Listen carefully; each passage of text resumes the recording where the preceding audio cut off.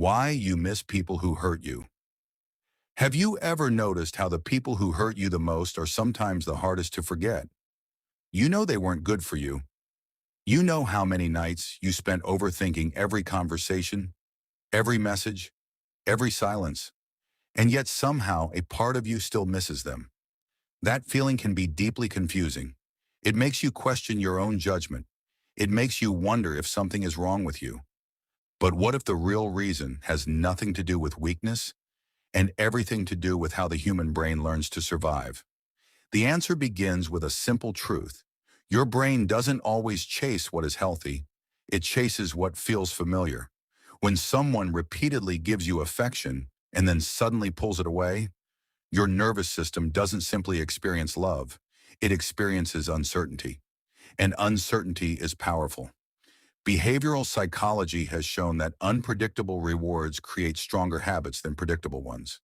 It's the same reason people keep pulling the lever on a slot machine, not because they always win, but because they might. Relationships can work the same way. One day they make you feel important. The next day they ignore you. Then they return with just enough kindness to make you believe things are changing. Without realizing it, your brain starts waiting for those rare moments of warmth. Not because they happen often, but because they happen just enough. Over time, your mind begins confusing relief with love. Imagine walking through a forest. The first time you walk, there's no path. But every time you choose the same direction, the ground becomes easier to follow. Your brain works in a similar way.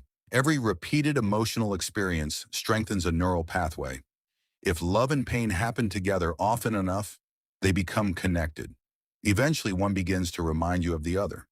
This is why leaving someone who hurt you can feel strangely painful. Not because they were your home, but because your brain believed they were.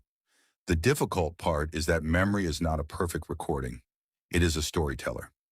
As time passes, your brain often softens painful memories while protecting the moments that brought comfort. You remember the late-night conversations, the laughter, the small moments that made you feel chosen, but your mind quietly pushes aside the anxiety, the waiting, the constant feeling that you had to earn basic kindness. This isn't your brain trying to deceive you. It's your brain trying to reduce emotional pain. Unfortunately, that protection can keep you emotionally attached to people who never truly made you feel safe.